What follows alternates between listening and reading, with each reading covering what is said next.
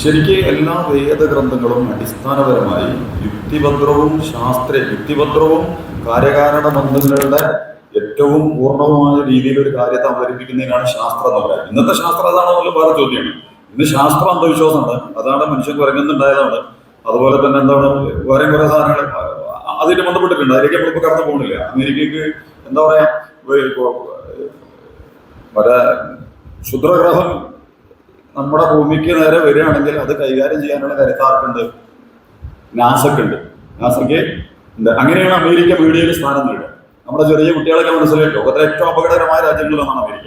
അതിന്റെ ആദ്യ നിലപാടുകൾ മുതൽ വർത്തമാന കാലത്തടക്കം സമ്പത്ത്, ആയുധങ്ങൾ, അതുണ്ടാക്കിയ യുദ്ധങ്ങൾ, ആഗോളവൽക്കരണം, കമ്പോളവൽക്കരണം, ക്യാപിറ്റലിസം, അതേപോലെ സയഡിസം, ഫാസിസം, ഇമ്പീരിയലിസം, ഇങ്ങനെയൊക്കെ തുടങ്ങുന്ന വളരെ മാരകമായ പ്രവണതകളുടെ ബാഹ്യ ലോക നിയന്ത്രണ ശക്തിയാണ് ശരിക്കും ഇസ്രായേലിനെ അടക്കം സംരക്ഷിക്കുന്നത്. അമേരിക്ക ആണെങ്കിൽ അമേരിക്കനാണ് ഇസ്രായേൽ, അതിലേക്ക് പോവല്ല. പക്ഷെ അമേരിക്ക നമ്മുടെ ഉള്ളിൽ സ്ഥാനം നേടണമെങ്കിൽ എന്ത് വേണം? അപ്പൊ നമ്മുടെ മീഡിയയിൽ എപ്പോഴും വരുന്നൊരു വാർത്തയാണ്. അപ്പൊ നിങ്ങള് കഴിഞ്ഞ മാസം ഇപ്പോഴും ഇന്നലെ കഴിഞ്ഞാതൊക്കെ സോഷ്യൽ മീഡിയയിൽ നോക്കുമ്പോൾ ഒരു ക്ഷുദ്രഗ്രഹം വരുന്നുണ്ട്. അതിനെ കൈകാര്യം ചെയ്യാനുള്ള കഴിവ് ആർക്കുണ്ട്? നാസക്കുണ്ട്. അവിടെ അല്ല, കടല് കയറിയാൽ അമേരിക്കക്ക് തടുക്കാൻ കഴിയുന്നില്ല, കൊടുങ്കാറ്റടിച്ചാൽ അമേരിക്കക്ക് തടുക്കാൻ കഴിയുന്നില്ല, വെള്ളപ്പൊക്കം ഉണ്ടായാലും അമേരിക്കക്ക് തടുക്കാൻ കഴിയുന്നില്ല. പക്ഷെ അതേ അമേരിക്ക എന്ത് ചെയ്യുക? ശാസ്ത്രത്തിന്റെ മറവിൽ നിന്നിട്ട് വിദ്യാഭ്യാസ പദ്ധതിയുടെയും മീഡിയയുടെയും കവറേജിന്റെ മുമ്പിൽ നിന്നിട്ട് എന്ത് പറയാ, ക്ഷുദ്രഗ്രഹം വരുന്നുണ്ട്, ആ ക്ഷുദ്രഗ്രഹത്തെ തടയിടാനുള്ള കഴിവ് ആർക്കുണ്ട്? നാസയ്ക്കുണ്ട്. അല്ലെങ്കിൽ ശൂന്യാകാശ സംവിധാനം, അതിന്റെ ശാസ്ത്ര സാങ്കേതിക. ഇതിന്റെ പ്രശ്നം എന്താണെന്ന് വെച്ചാൽ, ഇപ്പൊ നീലാംശ്രമിക ചന്ദ്രനിൽ പോയിട്ട് നമുക്ക് കിട്ടിയ ഗുണം എന്താ?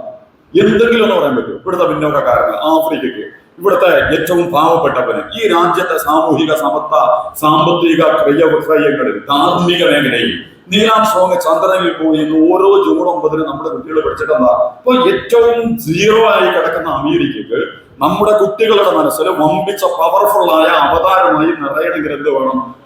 അവിടെ ഇറങ്ങി.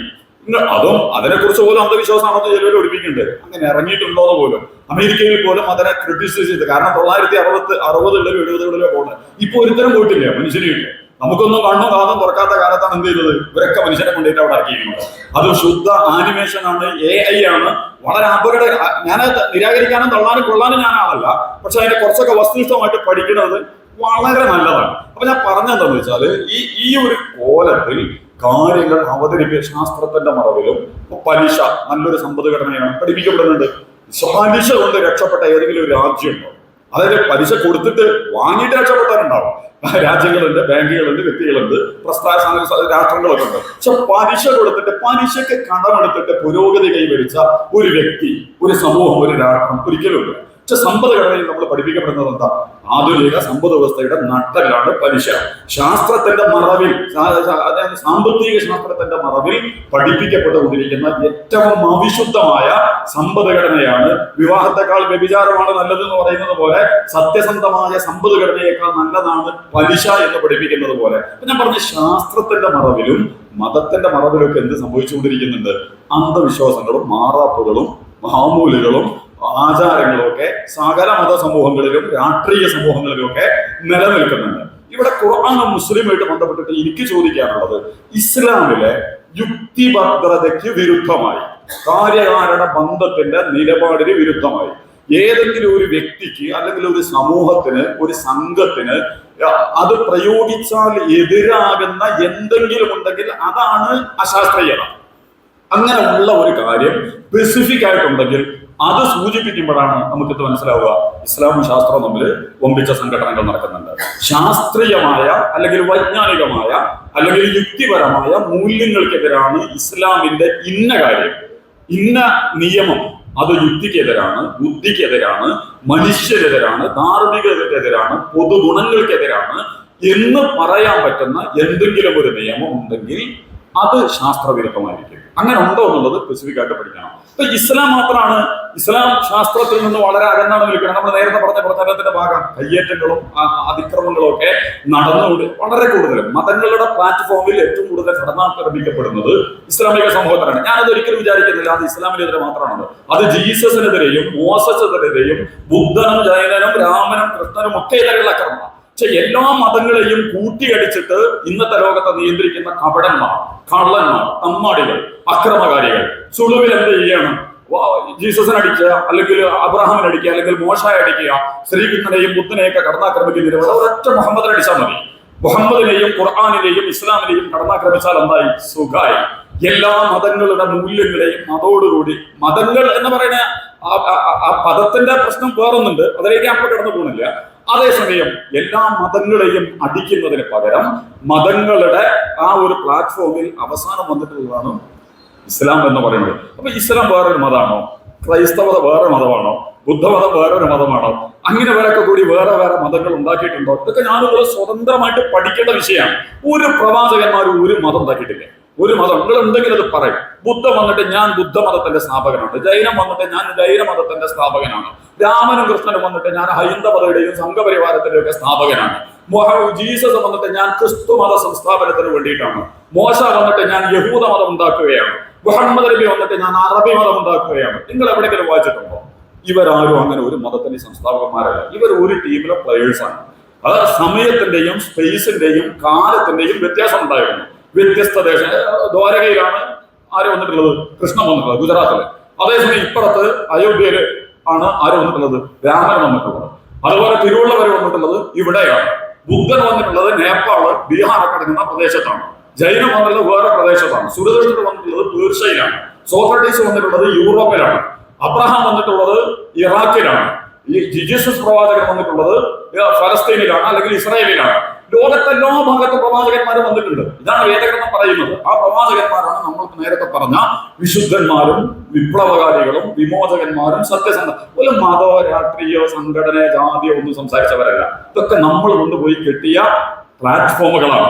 അത് ലാഭം എടുക്കാൻ വേണ്ടിയിട്ട് നേരത്തെ വിശദീകരിക്കപ്പെട്ട ഞാൻ പറയാൻ ആഗ്രഹിച്ചത്, യഥാർത്ഥത്തില് യുക്തിക്ക് വിരുദ്ധമായി ഇസ്ലാം ശാസ്ത്രത്തിൽ നിന്ന് അകലെയാണെന്ന് പറയുമ്പോൾ, എന്നാൽ മറ്റു മതങ്ങളെ കൂടി ഒരു ചർച്ചയ്ക്ക് വിധേയമാക്കുക. ഏറ്റവും യുക്തിപരമായി കാര്യങ്ങളെ അവതരിപ്പിക്കുന്നവർ ആരാണ്? നമുക്ക് നല്ല സ്വതന്ത്ര ചർച്ചകൾ നടത്തണം. ക്രൈസ്തവതയുടെ കാര്യങ്ങൾ, ഹൈന്ദവതയുടെ കാര്യങ്ങൾ, ബുദ്ധമതത്തിന്റെ കാര്യങ്ങൾ, ജൈനമതത്തിന്റെ കാര്യങ്ങൾ, ഇനി secular, democratic, socialist, capitalist, fascist, എല്ലാ മനോഭാവങ്ങളെയും വെക്കുക. ആരാണ് ഏറ്റവും കൂടുതൽ ശാസ്ത്രീയമായി കാര്യങ്ങളെ അവതരിപ്പിച്ചുകൊണ്ടിരിക്കുന്നവർ? അപ്പൊ ഇസ്ലാം ശാസ്ത്രത്തിൽ നിന്ന് വളരെ വിദൂരമാണ്.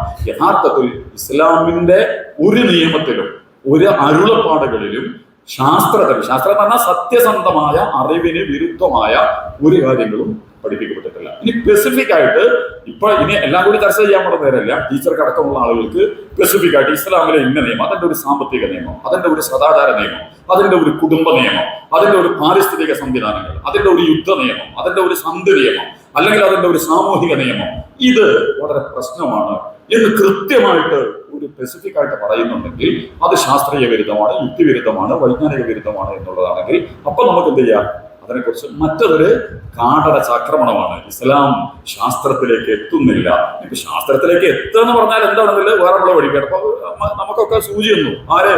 കൊറോണ കാലത്ത്. കൊറോണ തന്നെ തട്ടിപ്പാണെന്ന് പറഞ്ഞുകൊണ്ടിരിക്കുന്നുണ്ട്. ഇപ്പൊ അറിയാം നിങ്ങൾ ആ സൂചി തന്നത് 6 വർഷമൊക്കെ പ്രതിരോധ കുത്തിവെപ്പിന്റെ നിരീക്ഷണ പരീക്ഷണങ്ങൾ നടത്തിയിട്ടാണ് മനുഷ്യനിൽ ഈ കുത്തിവെപ്പ് നടത്തുന്നത്.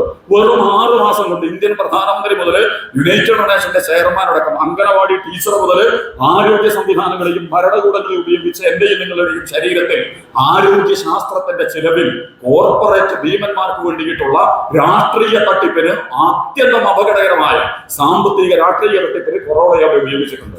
ശാസ്ത്രത്തിന്റെ മറവിൽ, ആരോഗ്യത്തിന്റെ മറവിൽ. അപ്പൊ നമ്മൾ ഈ പറയണ പോലെ നല്ല കാര്യങ്ങൾ നടന്നുകൊണ്ടിരിക്കുന്നത്. അതിനെ വേറെ തന്നെ നമ്മൾ എന്ത് ചെയ്യണം? കുറച്ചും കൂടി സൂക്ഷ്മമായിട്ട് പഠിക്കണം എന്ന് മാത്രമാണ് വിഷയമായിട്ട് എനിക്ക് സൂചിപ്പിക്കാനുള്ളത്. എന്നാലും സംശയങ്ങൾ ബാക്കിയുണ്ടാവും. അതിനെക്കുറിച്ച് ഇനിയും ഇതിന്റെ പ്രവർത്തകരേറ്റങ്ങൾ കൊടുക്കുകയും വാങ്ങുകയൊക്കെ ചെയ്യണം, അന്വേഷണങ്ങൾ നടത്തണം എന്നാണ് എനിക്ക് സൂചിപ്പിക്കാനുള്ളത്. ഒരു ചോദ്യം കൂടി ഉണ്ട്, അതുകൂടെ പറഞ്ഞുകൊണ്ട് സമാപനത്തിലേക്ക് നേരിട്ട് പ്രവേശിക്കുകയാണ്. ഖുർആൻ അടക്കം എല്ലാ മതഭേദങ്ങളിലും പ്രതിപാദിക്കുന്നത് ഒരേ ആശയങ്ങൾ തന്നെയല്ലേ? ആയിരുന്നു.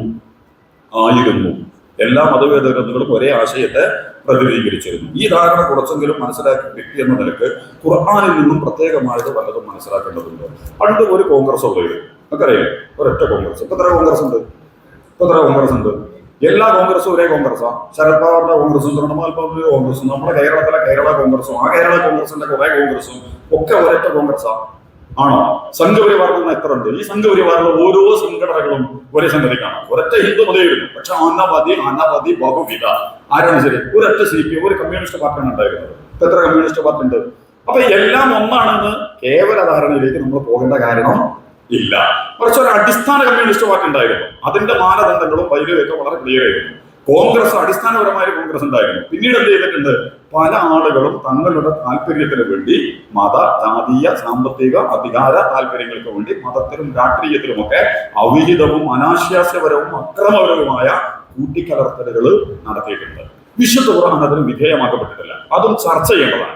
ഖുർആനിൽ അങ്ങനെ ഒരു ഭാഗമുണ്ട്, ഇത് പിന്നീട് വന്നതാണ്, ഇത് വന്നതാണെന്ന് നേരത്തെ ബ്രാഹ്മണ സൂത്രത്തിൽ ബ്രാഹ്മണൻ തടയുന്നുണ്ടായതാണ്. അത് ബ്രാഹ്മണന് ലാഭമുള്ള ആയത്താണ്, വചനമാണ്. കാരണം ബ്രാഹ്മണൻ എപ്പോഴും ഉയർന്നു നിൽക്കാൻ അങ്ങനെ ദൈവം നമ്മൾ ഒരാളെ മാത്രം. ഇസ്രായേലിന്റെ വാദം അതാണ്. ഇസ്രായേൽ എന്താ പറയുന്നത്, ഞങ്ങൾ തിരഞ്ഞെടുക്കപ്പെട്ട ജനതയാണ്. അതുകൊണ്ട് ഫലസ്തീനികളോട് ചെയ്താലും, ഇന്ത്യയോട് ചെയ്താലും, അമേരിക്കയോട് ചെയ്താലും, അറബികളോട് ചെയ്താലും ഒന്നും ദൈവം അവരെ ഒന്നും ചെയ്യില്ല. കാരണം തിരഞ്ഞെടുക്കപ്പെട്ട ജനതയാണ് ഞങ്ങൾ. തന്നെയാണ് ബ്രാഹ്മണൻ പറയുന്നത്. ബ്രാഹ്മണനെ വ്യഭിചരിച്ചാൽ അവനെ ഉന്നറിയിപ്പ് കൊടുത്ത് വിട്ടാൽ മതി. ചണ്ടാളം വ്യഭിചരിച്ചാൽ നല്ല കല്ല് വെച്ച് വേവിച്ചിട്ട് അയിമ വെച്ചിട്ട് പൊറാട്ട ചുടുന്ന പോലെ വേവിച്ച് കൊല്ലണം. ദൈവം നമ്മൾ അങ്ങനെ ചെയ്യോ? അപ്പൊ ബ്രാഹ്മണൻ അവന്റെ ഇന്ന് മതങ്ങൾ നിയമങ്ങൾ ഉണ്ടാക്കുന്നുണ്ട്, രാഷ്ട്രീയ പാർട്ടികൾ നിയമങ്ങൾ ഉണ്ടാക്കുന്നുണ്ട്, അധികാര കേന്ദ്രങ്ങൾ നിയമങ്ങൾ ഉണ്ടാക്കുന്നുണ്ട്. എന്തിന്? അവരുടെ അധികാരത്തെ സംരക്ഷിച്ചു നിർത്താൻ വേണ്ടി പല രൂപത്തിലുള്ള നിയമങ്ങൾ ഉണ്ടാക്കുന്നത് പോലെ, ഭരണഘടനയെ കട്ടിമുറിച്ചതുപോലെ വേദഗ്രന്ഥങ്ങളുടെ മറവിലും ഒളിവിലും ഒക്കെ നിന്നിട്ട് അപകടകരമായ കയ്യേറ്റങ്ങൾ നടന്നിട്ടുണ്ട്. പക്ഷെ ഇസ്ലാമിൽ ഖുർആനിനെ സംബന്ധിച്ചിടത്തോളം അങ്ങനെ ഒരു, അതേസമയം ഖുർആൻ എല്ലാ വേദങ്ങളുടെയും സാരാംശങ്ങളെ വളരെ മനോഹരമായി, അതുകൊണ്ട് ഞാൻ പറഞ്ഞു, നിങ്ങൾ ഖുർആനും ഗീതയും ബൈബിളും ഒക്കെ ഒരു സ്വതന്ത്രമായ വായനയ്ക്ക് വിധേയമാക്കിയാൽ നമുക്ക് ഒരുമിച്ചിരിക്കാൻ കഴിയുന്ന, നമുക്ക് അടുക്കാൻ കഴിയുന്ന ധാരാളം സന്ദേശങ്ങളുണ്ട്. അതേസമയം നിങ്ങൾ ബുദ്ധി കൂടി ഉപയോഗിച്ച് വായിക്കുന്ന സന്ദർഭത്തിൽ നമ്മുടെ യുക്തിയെ, നമ്മുടെ ബോധത്തെ, നമ്മുടെ ചിന്തയെ കാര്യകാരണ ബന്ധത്തിന്റെ അടിസ്ഥാനത്തിൽ ചേർത്ത് വെക്കാൻ കഴിയാത്ത യുക്തിരാഹിത്യങ്ങൾ മതവേദ ഗ്രന്ഥങ്ങളിൽ കടന്നു വന്നിട്ടുണ്ടെങ്കിൽ അത് പ്രക്ഷിപ്തങ്ങളാണ്, കടന്നു വന്നതാണ്, കടത്തിക്കൂട്ടിയതാണ്. അതുകൊണ്ടാണ് ഖുർആനിനെ കുറിച്ച് നമ്മൾ പറയുന്നത്. ഇതൊരു അവകാശവാദമായിട്ടാണ് നിങ്ങൾക്ക് എടുക്കാം, അത് അംഗീകരിച്ചോളണമെന്നില്ല. പക്ഷെ നമ്മൾ എന്ത് ചെയ്യണം? പരിശോധിക്കണം.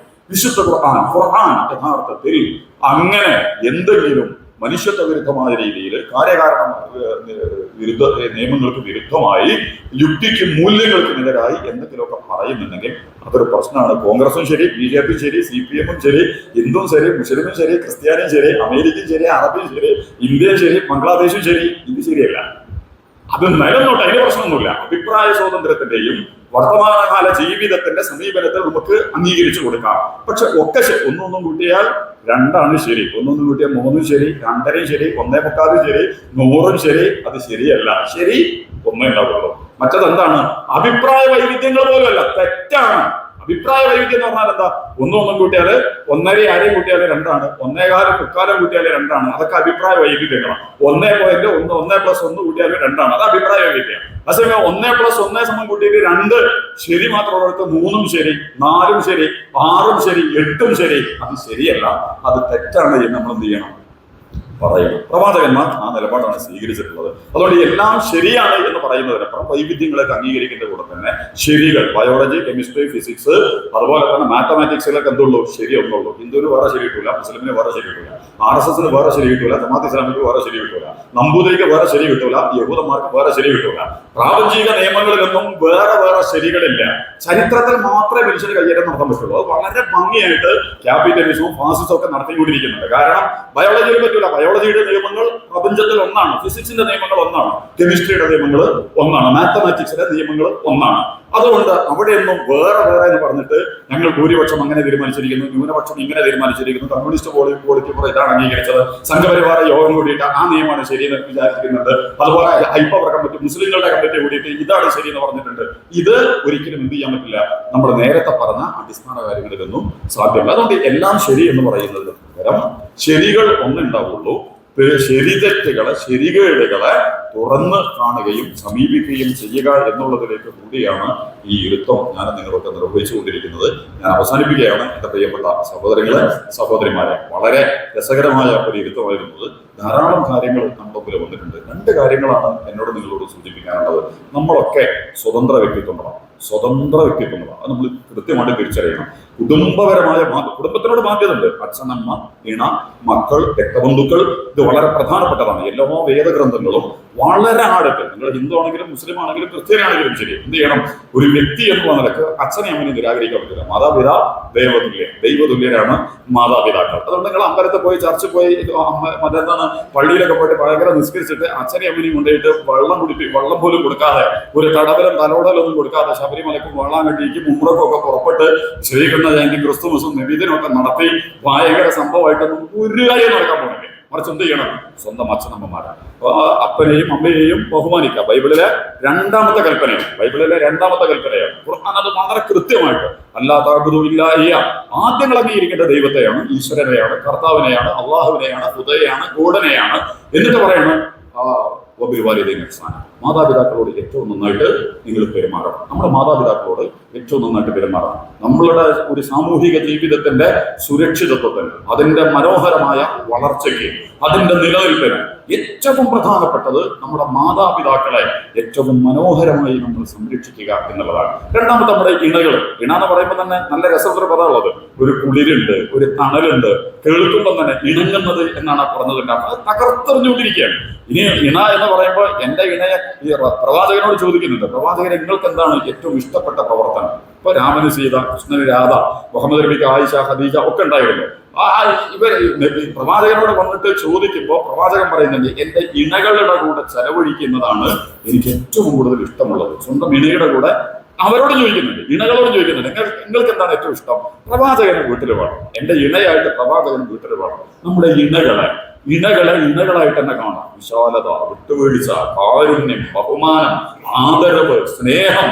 എന്റെ ഇണയാണിവൾ, എന്റെ തുണയാണിവൾ, എന്റെ ഇടതും വലതും എന്റെ ജീവിതത്തെ താങ്ങി നിർത്തുന്നവനാണ്. അപ്പൊ ഇണ എന്നുള്ളത് വളരെ പ്രധാനപ്പെട്ട സങ്കല്പമാണ്. മൂന്നാമത്തത് മക്കളാണ്, നമ്മുടെ പ്രിയപ്പെട്ട കുട്ടികൾ. ചിലപ്പോൾ ഇനി വരാനിരിക്കുന്ന നാളുകളിൽ അസുരന്മാരായി മാറുമോ, രാവണനാവുമോ, കംസനാവുമോ, ഗോഡ്സയാവുമോ അതൊക്കെ നമ്മൾ പേടിക്കുന്ന നമ്മുടെ മക്കൾ. പേടിയാണല്ലോ മക്കൾ എന്ന് പറയുമ്പോൾ. ഇങ്ങോട്ട് വാന്ന് പറയുമ്പോൾ അങ്ങോട്ട് പോവുക, ഇരിക്കടാന്ന് പറയുമ്പോൾ കിടക്കടാന്ന് പറയുമ്പോൾ എണീറ്റിട്ട് ഓടുക.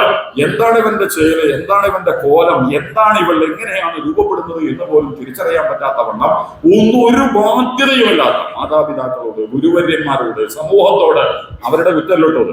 എന്റെയും നിങ്ങളുടെയും മതത്തിന്റെ പ്രശ്നമാണ്, രാഷ്ട്രീയത്തിന്റെ പ്രശ്നമാണ്, വിദ്യാഭ്യാസത്തിന്റെ പ്രശ്നമാണ്. നമ്മൾ ഉണ്ടാക്കി വെച്ച ഒരു സാമൂഹിക അന്തരീക്ഷത്തിൽ നിന്ന് നമ്മളെ ഭയപ്പെടുത്തുന്ന മക്കൾ രൂപപ്പെട്ടുകൊണ്ടിരിക്കുക. ഈ മക്കളെ വാത്സല്യപൂർവ്വം ഇഷ്ടത്തോടു കൂടി നമ്മൾ കൈകാര്യം ചെയ്യും. അപ്പം കുടുംബം എന്ന് പറയുന്നത് വളരെ പ്രധാനപ്പെട്ടതാണ്. പക്ഷെ അതൊക്കെ ഉള്ളപ്പോൾ തന്നെ ഈ വാൽമീകിയെ കുറിച്ച് നേരത്തെ ചോദിച്ചിരുന്നു. വാൽമീകി കാട്ടാളനായിരുന്നു, എന്നാൽ കാട്ടിലെ ആളായിരുന്നു, നാട്ടിലെ ഭയങ്കര ആളല്ല.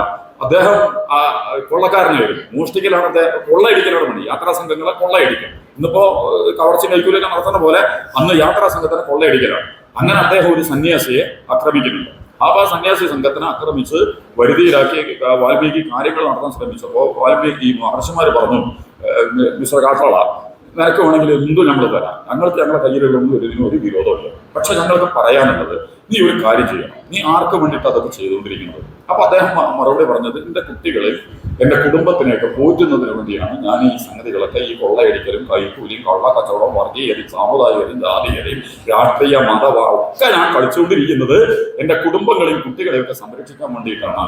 അപ്പൊ ഇതൊരു അതിക്രമമില്ല, അതിക്രമമൊക്കെ തന്നെയാണ്. പക്ഷെ എന്റെ കാര്യങ്ങൾ നടക്കും, എന്റെ വീട്ടിൽ എന്റെ കുട്ടികളിലേക്ക് കാര്യങ്ങൾ നടക്കും. അപ്പോ ഈ മഹർഷി അവരോട് ചോദിച്ചു, നീ ചെയ്യുന്നതിന്റെ ഉത്തരവാദിത്വം അവരെ ഏറ്റെടുക്കുമോ? നിന്റെ മക്കളെ ഏറ്റെടുക്കുമോ? നിന്റെ ഇണ ഏറ്റെടുക്കുമോ? നിന്റെ കുടുംബത്തിലുള്ള ആരെങ്കിലും ഏറ്റെടുക്കുമോ? അത് നീ ഒന്ന് പോയിട്ട് അന്വേഷിക്കുക. അങ്ങനെ വാൽമീകി അവരവിടെ നിന്നിട്ട് വാൽമീകി പോയിട്ട് കുടുംബത്തിനോട് അന്വേഷിച്ചു എന്നാണ്. ഞാനിപ്പോ ഈ മോഷണവും പിടിച്ചു പറയും, കൈക്കൂലിയും, കള്ളക്കളിയും, വർഗീയതയും, സാമുദായികതയും, രാഷ്ട്രീയവും, തട്ടിപ്പും വെട്ടിപ്പും ഒക്കെ നടത്താനുണ്ടല്ലോ. ഇതൊക്കെ നിങ്ങളെ പോറ്റുന്നതിന് വേണ്ടിയിട്ടാണ്. നിങ്ങൾ ഇതൊക്കെ എനിക്ക് വേണ്ടിയിട്ട് ഏറ്റെടുക്കൂലേ? എവിടെ ഏറ്റെടുക്കൂലേ? ഇവിടെ മാത്രമല്ല, നാളെ മരണാനന്തര ജീവിതത്തിൽ ഏറ്റെടുക്കുമോ? അപ്പൊ അവര് പറഞ്ഞു, ഹേയ്, അതൊന്നും ഏറ്റെടുക്കാൻ ഞങ്ങൾക്ക് കഴിയില്ല. കാരണം നിങ്ങൾ ചെയ്യുന്നതിന്റെ കൂടി ബന്ധപ്പാട് ഞങ്ങളെങ്ങനെ കൊണ്ടുപോവാ, എന്നിട്ട് പിന്നെ ഞങ്ങളും കൂടി നരകശിക്ഷയിലേക്കും ദൂഷ്യങ്ങളിലേക്കും ദുരന്തങ്ങളിലേക്കും എടുത്തറിയപ്പെട്ടാൽ ഞങ്ങൾക്ക് സഹിക്കാൻ കഴിയില്ലല്ലോ. അപ്പൊ ഞങ്ങൾ ഇത് ഏറ്റെടുക്കില്ല. അങ്ങനെ വാൽമീകി തിരിച്ചു വന്നു. അങ്ങനെയാണ് വാൽമീകി എന്ത് ചെയ്യുന്നത്? മഹാ ഇതിഹാസങ്ങളുടെ രചനയ്ക്ക് നേതൃത്വം കൊടുക്കുന്നത് എന്ന് പറഞ്ഞു. ഞാൻ പറഞ്ഞതിന്റെ അർത്ഥം എന്ന് വെച്ചാൽ, വ്യക്തി എന്നുള്ള നിലക്ക് ഹിന്ദു, മുസ്ലിം, ക്രിസ്ത്യൻ, കമ്മ്യൂണിസ്റ്റ്, കോൺഗ്രസ്, BJP ഇതൊന്നും എനിക്ക് നിങ്ങൾക്ക് സുരക്ഷിത വലയമല്ല. ഞാൻ BJP ആയിരുന്നു, ഞാൻ കോൺഗ്രസ് ആയിരുന്നു, ഞാൻ കമ്മ്യൂണിസ്റ്റ് ആയിരുന്നു, ഞാൻ ഹിന്ദു ആയിരുന്നു, ഞാൻ മുസ്ലിം നാമധാരിയായിരുന്നു. അല്ലെങ്കിൽ ഞാൻ ഇന്ന NSS, SNDP, സുന്നി, മുജാഹിദ്, അറബി, അമേരിക്ക, ഇന്ത്യൻ ആയിരുന്നു. ഇതിനൊന്നും ദൈവത്തിന്റെ മുമ്പിൽ എന്തില്ല, ഒരു പരിഗണനയില്ല. നേരത്തെ വിശദീകരിക്കപ്പെട്ടതാ. ഞാൻ ഇന്ത്യക്കാരനായത്, ഞാൻ മലപ്പുറം ജില്ലയിൽ ജനിച്ചത് ഞാൻ തീരുമാനിച്ചിട്ടൊന്നുമില്ല. അപ്പൊ ദേശീയതയൊക്കെ ഭയങ്കര സംഭവമാണോ? ദേശീയതയെ കുറിച്ച് ദേശീയ വിഗ്രഹങ്ങളാണ് ലോകത്തുടനീളം പ്രതിഷ്ഠിക്കപ്പെട്ടുകൊണ്ടിരിക്കുന്നത്. ദൈവത്തെക്കാൾ വലിയ ദേശങ്ങൾ ഉണ്ടായിക്കൊണ്ടിരിക്കുന്ന ഒരു കാലഘട്ടമാണിത്. ഭൂമി എന്ന് പറഞ്ഞാൽ വളരെ ചെറുതാണ്. ഈ സ്റ്റീഫൻ ഹോക്കിംഗ് എന്ന് പറയുന്ന ശാസ്ത്രജ്ഞനുണ്ട്. അദ്ദേഹം പറയുന്ന ഒരു വർത്തമാനമുണ്ട്. നിങ്ങൾ രാത്രി ആകാശത്തേക്ക് നോക്കുക, നിങ്ങൾ ഈ വിരൽ ഇങ്ങനെ വെച്ചിട്ട് ആകാശത്തേക്ക് നോക്കുക, അപ്പൊ മറയുന്ന ഭാഗമുണ്ടല്ലോ, നിങ്ങൾ ഇങ്ങനെ വെച്ചിട്ട് ആകാശത്തേക്ക് നോക്കുമ്പോൾ ആകാശത്ത് മറയപ്പെടുന്ന ഭാഗം 2 ലക്ഷം നക്ഷത്രങ്ങൾ ആ സ്ഥലത്തുണ്ട് എന്നാണ് പറയുന്നത്. 2 ലക്ഷം നക്ഷത്രങ്ങളാണ് നിങ്ങൾ ഇങ്ങനെ മറച്ചാൽ പറയുന്ന സ്പേസിലുള്ളത്. സ്പേസിന്റെ വലുപ്പം ഇന്നേ വരെ കേന്ദ്രീകരിക്കപ്പെട്ടില്ല. അത് CPM ഉണ്ടാക്കിയതാ, കോൺഗ്രസ് ഉണ്ടാക്കിയതാ, BJP ഉണ്ടാക്കിയതാ, മുസ്ലിങ്ങൾ ഉണ്ടാക്കിയതാ, ഹിന്ദുക്കൾ ഉണ്ടാക്കിയതാ, പാകിസ്ഥാൻ ഉണ്ടാക്കിയതാ, ഇന്ത്യ ഉണ്ടാക്കിയതാ. ഈ മഹാപ്രപഞ്ചം എന്ന് പറയുന്നത് നമ്മളുടെ ശരീരം കോടാനുകോടി സെല്ലുകൾ, ജീവനുകളാണ് നമ്മുടെ ശരീരത്തെ നിലനിർത്തുന്നത്. ഈ സെല്ലുകൾ ഉണ്ടാക്കിയതാ. അഫറായി ബീജത്തെ കുറിച്ച് ഖുർആൻ ചോദിക്കുന്നുണ്ട്. അഫറായി തുമ്നും നരേന്ദ്രമോദി സൃഷ്ടിക്കപ്പെടാൻ കാരണമായ ബീജം, പിണറായി വിജയൻ സൃഷ്ടിക്കപ്പെടാൻ കാരണമായ ബീജം, അംബാനി അദാനിയൊക്കെ സൃഷ്ടിക്കപ്പെടാൻ കാരണമായിട്ടുള്ള ബീജം, മുഹമ്മദ് നബി, ജീസസും രാമനും കൃഷ്ണനും ഒക്കെ സൃഷ്ടിക്കപ്പെടാൻ കാരണമായിട്ടുള്ള ബീജം. അഫറായി തുമ്നും, നിങ്ങൾ വിസർജിക്കുന്ന ബീജത്തെ കുറിച്ച് നിങ്ങൾ ആലോചിച്ചു നോക്കിയിട്ടുണ്ടോ? അന്തും തസ്ലുഖുനഹു, നീയാണോ അതുണ്ടാക്കിയത്? നിങ്ങളാണോ അതുണ്ടാക്കിയത്? ഇതാവണം എന്ന് വിചാരിച്ച് നിങ്ങൾ ഉണ്ടാക്കിയതാണോ? അതോ നാമാണോ? ഈശ്വരൻ എന്നുള്ള പറയാം. ഈശ്വരൻ, പ്രപഞ്ചം, വരൻ, സൃഷ്ടികർത്താവ്. അത് വ്യക്തിയല്ല, വസ്തുവല്ല, മൃഗമല്ല, നക്ഷത്രങ്ങളല്ല, ഉപഗ്രഹങ്ങളല്ല, വേറെ ഒന്നുമല്ല. ഈശ്വരൻ, ഈ പ്രപഞ്ചത്തിന്റെ സൃഷ്ടികർത്താവ് എന്ന് പറയുന്നത് എല്ലാറ്റിനെയും സകലത്തിനെയും. അതിൽ ഭൂമി എന്ന് പറയുന്നത് വളരെ ചെറുതാണ്, നിങ്ങൾ മനസ്സിലാക്കണം. ആ ഭൂമിയിൽ കിടന്നിട്ടാണ് നമ്മൾ ഹിന്ദു, മുസ്ലിം, ക്രിസ്ത്യാനി, അമേരിക്ക, അറബി, ഇന്ത്യ, പാകിസ്ഥാനൊക്കെ ആയിട്ട് അപാരമായ കളി കളിക്കാനുള്ള ശ്രമങ്ങൾ നടത്തിക്കൊണ്ടിരിക്കുന്നത്. പക്ഷെ ഇന്നോ നാളെയോ നമ്മൾ തിരിച്ചു പോകാനിരിക്കുകയാണ്. നമ്മൾ തിരിച്ചു പോകും. ഒടുവിലെ യാത്രക്കായി ഇന്ന് പ്രിയജനമേ ഞാൻ പോകുന്നു. നമ്മളെ വീട്ടിൽ കിടത്തുമല്ലോ, ഒരു കിടത്തുണ്ട്. അച്ഛനെ കിടത്തിയിട്ടുണ്ട്, അമ്മയെ കിടത്തിയിട്ടുണ്ട്, മകളെ കിടത്തിയിട്ടുണ്ട്, ഇണയെ കിടത്തിയിട്ടുണ്ട്, നമുക്ക് വേണ്ടപ്പെട്ട നേതാവിനെയും അനുയായികളെയൊക്കെ നമ്മൾ കിടത്തിയിട്ടുണ്ട്. എവിടേക്കാണ് ഇവർ പോകുന്നത്? എവിടേക്കാണ് ഇവർ പോകുന്നത്? എനിക്ക് നിങ്ങളോട് പറയാനുള്ളത്, നിങ്ങളുടെ അച്ഛനെ നിങ്ങൾ യാത്ര അയക്കുമ്പോൾ, അമ്മയെ നിങ്ങൾ യാത്ര അയക്കുമ്പോൾ, ഇനി നിങ്ങൾ തന്നെയാണ് യാത്ര പോകുന്നതെങ്കിൽ ഈ യാത്ര എവിടേക്കാണ്? പരമപിതാവിൻ ചാരത്ത് പുതിയൊരിടഞ്ഞ. ഇനിയിപ്പോ CPM, കമ്മ്യൂണിസ്റ്റും, BJP, അവിടെ ഹിന്ദു, മുസ്ലിം ഒന്നും കളിച്ചിട്ട് ഒരു കാര്യമില്ല. ദൈവത്തിന്റെ അടുക്കലേക്കാണ് എന്റെ സഞ്ചാരം. ഇൻസാൻ എടോ മനുഷ്യ, നീ എന്ത് ചെയ്താലും ശരി, അവസാനം നമ്മുടെ മുഖ്യമന്ത്രിയും പ്രധാനമന്ത്രിയും ചീഫ് ജസ്റ്റിസും ADGPയും DGPയും അംബാനിയും അദാനിയും വിരാട് കോഹ്ലിയും മമ്മൂട്ടി മോഹൻലാലും ഒക്കെ വരുന്നത് എവിടേക്കാ? ഇന്നലെ കവിയൂർ പൊന്നമ്മ പോയി. എന്നിട്ടാ പോയത്? സീതാറാം യെച്ചൂരി പോയി, മഹാത്മാഗാന്ധി പോയി, മഹാപ്രവാചകന്മാരടക്കം ശ്രീകൃഷ്ണനും രാമനും മുഹമ്മദ് നബിയും അബ്രഹാമും ഒക്കെ ചരിത്രത്തിൽ നിന്ന് പിന്നാമ്പുറത്തേക്ക് പോയിട്ടുണ്ട്. അലക്സാണ്ടറും അശോകനും ഒക്കെ. ഇവരൊക്കെ എത്ര കാലം നമ്മുടെ കൂടെ. അപ്പൊ ഈ ഒരു പോക്ക്, ദൈവത്തിലേക്കുള്ള ഒരു തിരിച്ചുപോക്ക് നമുക്കുണ്ട്. നിങ്ങൾ അവസാനം ചെന്ന് നിൽക്കാൻ പോകുന്നത് ഈശ്വരന്റെ, കർത്താവിന്റെ, അള്ളാഹുവിന്റെ, ഗോഡ്, ഹുദ എന്നൊക്കെ. അതൊക്കെ എല്ലാം ഒന്നു തന്നെയുണ്ടോ? നമ്മൾ അച്ഛൻ എന്ന് പറയുമ്പോൾ ഹിന്ദു ആവുക, പാപ്പ എന്ന് പറയുമ്പോൾ മുസ്ലിം ആവുക, ഫാദർ എന്ന് പറയുമ്പോൾ ഇംഗ്ലീഷ് ആവുക, പിതാവ് എന്ന് പറയുമ്പോൾ സംസ്കൃതം ആവുക, ഇങ്ങനെ തെരി ഇതൊക്കെ ഒന്നു തന്നെയാണല്ലോ. അതായത് ഒരു കുട്ടിയുടെ അച്ഛനെ പറയുന്നവർ അച്ഛൻ, ഫാദർ, പിതാവ്, വാപ്പ എന്നൊക്കെ ഭാഷയിലെ മാറ്റങ്ങളേ ഉള്ളൂ. എന്നതുപോലെ അള്ളാഹു, ഈശ്വരൻ, കർത്താവ്, ഹുദ, ഗോഡ് എന്നൊക്കെ പറയുന്ന ആ ദൈവത്തിന്റെ അടുക്കലേക്കാണ് എനിക്ക് നിങ്ങൾക്കും തിരിച്ചു പോകാനുള്ളത്. തിരിച്ചുപോക്ക് എന്താക്കണം? വളരെ മനോഹരമാക്കണം. ആ മനോഹരമാക്കേണ്ടത് മൂല്യങ്ങളെ, നന്മകളെ, വിശുദ്ധിയെ നമ്മുടെ ജീവിതത്തിലേക്ക് കൊണ്ടുവന്നുകൊണ്ടാണ്. അതെവിടെയാണ് ഉള്ളത് എന്നുള്ളതിലേക്കുള്ള അന്വേഷണങ്ങളും കുടിക്കലുകളും വാങ്ങലുകളും സത്യസന്ധമായി നടക്കണം. അടച്ചു പൂട്ടുന്നതിന് പകരം തുറന്നു വെച്ചുകൊണ്ട് പരസ്പരം എടുത്തും കൊടുത്തും വാങ്ങിയും എവിടേക്കാണ് നമ്മൾ അവസാനത്തെ യാത്ര ചെയ്യുന്നതെങ്കിൽ ആ ദൈവത്തിന്റെ മുമ്പിൽ, ഈശ്വരന്റെ മുമ്പിൽ, കർത്താവിന്റെ മുമ്പിൽ സമാധാനത്തോടുകൂടി. കർത്താവിന്റെ മുമ്പിൽ രക്ഷിക്കാൻ പാർട്ടിക്ക് സാധ്യമല്ല, മതത്തിന് സാധ്യമല്ല, ഉദ്യോഗസ്ഥന്മാർക്ക് ADGPയെ സംരക്ഷിക്കാൻ ആരുണ്ടാവും? മുഖ്യമന്ത്രി ഉണ്ടാവും. അജിത് കുമാർ, ശശിക്ക് ഒരു പ്രശ്നമല്ല. ഇത് മീഡിയയിൽ വേറൊരു കാര്യം പറയട്ടെ, എന്റെ ശരിയും തെറ്റൊന്നല്ല പറയുന്നത്. മുഖ്യമന്ത്രിക്ക് പറയാം, ആരും തൊഴില്ല. പക്ഷെ ദൈവം, ഈശ്വരൻ, മുഖ്യമന്ത്രിയുടെ ഇഷ്ടപ്പെട്ട ആളായിരുന്നു ADGP എന്ന് പറഞ്ഞതുകൊണ്ട് തൊടാതിരിക്കുന്ന ADGPയുടെ സകല കളിയും നേരാണെങ്കിൽ നേരിനുള്ള സത്യസന്ധതയുടെ ഉപഹാരവും നെറികെട്ട കളികൾ അദ്ദേഹം കളിച്ചിട്ടുണ്ടെങ്കിൽ ആ നെറികേടിന് അപകടകരമായ ശിക്ഷകളിലേക്കുള്ള അതിന് കൂട്ടുനിന്ന പൊളിറ്റിക്കൽ സെക്രട്ടറി ആണെങ്കിലും ശരി, മുഖ്യമന്ത്രിയാണെങ്കിലും ശരി, പാർട്ടി ആണെങ്കിലും ശരി, സമൂഹമാണെങ്കിലും ശരി, സംഘങ്ങളാണെങ്കിലും ശരി, ജാതി മത രാഷ്ട്രീയ വ്യത്യാസമില്ലാതെ ദൈവം നമ്പുരാൻ ഈശ്വരൻ അള്ളാഹു കർത്താവ് ഖുദാ ഗോഡ് ജാതി മതമൊന്നും നോക്കാതെ രക്ഷാശിക്ഷകൾ നൽകുന്ന ഒരു ലോകത്തെക്കുറിച്ച് എന്റെയും നിങ്ങളുടെയും മുമ്പിൽ അവതരിപ്പിക്കപ്പെട്ടിട്ടുണ്ട്.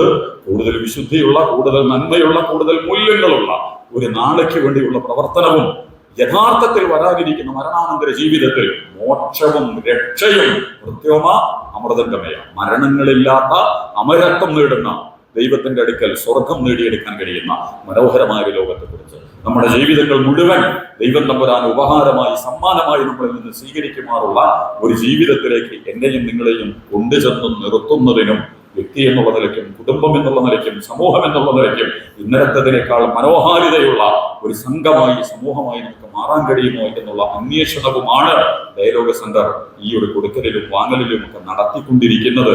ആ ഒരു ഉദ്ദേശശുദ്ധിയെ നിഷ്കളങ്കമായി നിങ്ങൾ ഏറ്റെടുക്കുകയും ഈ കൊടുക്കലുകളും വാങ്ങലുകളും എടുക്കലുകളും ഒക്കെ തുടരുകയും ചെയ്യണം എന്ന ഒരു അഭ്യർത്ഥന കൂടി നിർവഹിച്ചുകൊണ്ട് ഞങ്ങളെ ശ്രവിച്ച, ഞങ്ങൾക്ക് വേണ്ടി ഇത്രയും മനോഹരമായി ഇവിടെ വന്ന് ഇരുന്നിട്ടുള്ള, ഇതിൽ പങ്കാളിത്തം വഹിച്ചിട്ടുള്ള നിങ്ങൾക്കെല്ലാം ഡയലോഗ് സെന്ററിന്റെ ഹൃദ്യവും സ്നേഹോഷ്മളവുമായ അഭിവാദ്യങ്ങളും സന്തോഷങ്ങളും അറിയിച്ചുകൊണ്ട് ദൈവം നമ്പുരാൻ ഈശ്വരൻ അള്ളാഹു കർത്താവ് ഖുദാ ഗോഡ് വ്യക്തി എന്നുള്ള നിലയ്ക്കും, കുടുംബം എന്നുള്ള നിലയ്ക്കും, സമൂഹം എന്നുള്ള നിലയ്ക്കും ഏറ്റവും നല്ലവരായി മാറാൻ നമ്മെ അനുഗ്രഹിക്കുമാറാകട്ടെ എന്ന് പ്രാർത്ഥിച്ചുകൊണ്ട് ഞാൻ അവസാനിപ്പിക്കുന്നു. നന്ദി, നമസ്കാരം. അസ്സലാമു അലൈക്കും വറഹ്മത്തുള്ളാഹി